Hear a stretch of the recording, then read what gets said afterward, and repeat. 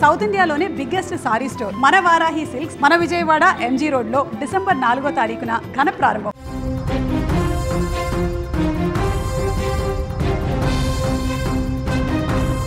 జగిత్యాల జిల్లాలోని ప్రముఖ పుణ్యక్షేత్రం కొండగట్టులో శనివారం రాత్రి ఘోర అగ్ని ప్రమాదం సంభవించింది. ఈ దుర్ఘటనలో దాదాపు 32 బొమ్మల దుకాణాలు పూర్తిగా కాలి బూడిదయ్యాయి. వ్యాపారులకు కోట్లాది రూపాయల నష్టం వాటిల్లినట్లు ప్రాథమికంగా అంచనా వేస్తున్నారు. నిన్న రాత్రి 11 గంటల సమయంలో కొండగట్టు ఘాట్ రోడ్లోని అభయ హనుమాన్ విగ్రహం నుంచి ప్రధాన రహదారి వరకు ఉన్న బొమ్మల దుకాణాలలో మంటలు చెలరేగాయి. సమీపంలో జరగనున్నటువంటి సమ్మక్క సారలమ్మ జాతరను దృష్టిలో ఉంచుకొని వ్యాపారులు భారీ ఎత్తున బొమ్మలను కొనుగోలు చేసి అక్కడ దుకాణాలలో నిల్వ ఉంచారు. ఎందుకంటే రాబోయే కొద్ది రోజుల్లోనే భారీగా భక్తజనం కూడా అక్కడికి వస్తారు, తమ వ్యాపారాన్ని కూడా చేసుకోవచ్చు, ఎక్కువగా ఆ బొమ్మలను కూడా అమ్మకాలు జరిపేసి కొంత డబ్బు సంపాదించుకోవచ్చని ఆలోచించి ఆ రకంగా ఆశించి దుకాణాలకు భారీగా ఆ యొక్క సామాన్లన్నీ కూడా తెచ్చి స్టోర్ చేసుకున్నటువంటి వారికి నిన్న రాత్రి జరిగినటువంటి అగ్ని ప్రమాదం తీరని శోకాన్ని మిగిలించింది. ఒక్క దుకాణంలో 8 లక్షల నుంచి 10 లక్షల విలువైనటువంటి సామాగ్రి ఉన్నట్లు తెలుస్తుంది. దీంతో వారి జీవితం మొత్తం కూడా ఒక్కసారిగా అంధకారంగా మారింది. తెచ్చిన పెట్టుబడి అంతా కూడా మొత్తం కాలి బూడిదైన సందర్భంలో వారు తీవ్ర ఆందోళనకు గురవుతున్నారు. ఇక ప్రమాదం జరిగినటువంటి వెంటనే ఈ యొక్క సమాచారం అందుకున్న అగ్నిమాపక సిబ్బంది ఘటనా స్థలానికి చేరుకునేసరికి దుకాణాలు పూర్తిగా కాలిపోయాయి. అవి కూడా బొమ్మలు కాబట్టి చాలా ప్లాస్టిక్, అదేవిధంగా లైట్ వెయిట్గా ఉంటాయి కాబట్టి అవన్నీ వెంటనే కాలిపోతాయి. మంట అంటుకోవడంతో పూర్తిగా కాలిపోతాయి.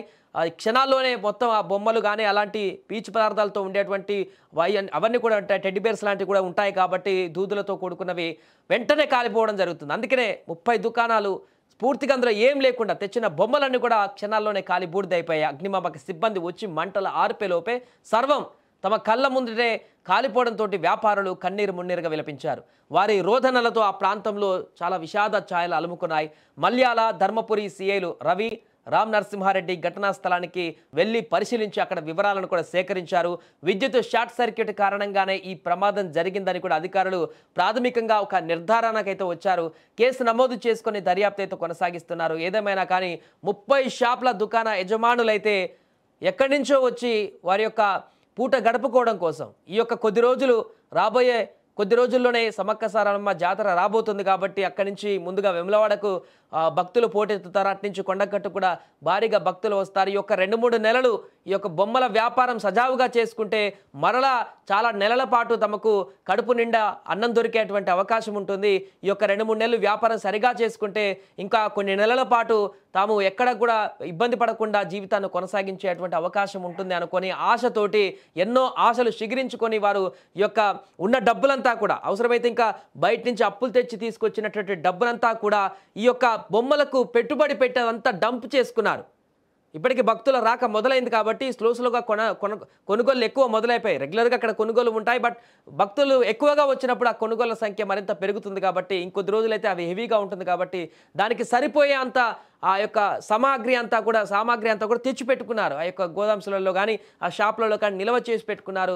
తమ వ్యాపారం ఇంకా సజావుగా కొనసాగుతుంది. 2-3 నెలల పాటు ఎలాంటి అవాంతరాలు లేకుండా ఈ యొక్క తెచ్చిన సరుకంతా కూడా అమ్మేసుకుంటే హ్యాపీగా బ్రతకొచ్చు, కడుపు నిండా 3 పూటలు తినొచ్చు అని ఆశించినటువంటి వారికి అనుకోని ప్రమాదం, ఈ అగ్ని ప్రమాదం వారి యొక్క కడుపు కొట్టింది. అంతేకాదు వారి జీవితాన్నే ఒక చీకట్లోకి పడేసినట్టుగా మారింది.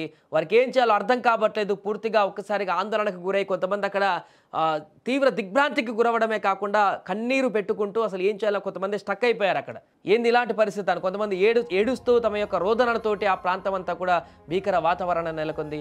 ఏదేమైనా ఈ ఘటనకు సంబంధించి అయితే అక్కడటువంటి స్థానికులు కూడా తీవ్ర ఆందోళనకు గురయ్యారు. వారి కన్నీటి పర్యాంతం అవ్వడం చూసి వారు కూడా చెలించిపోయారు. దీనిపైన పూర్తి వివరాలు సేకరిస్తున్నారు పోలీసులు అయితే.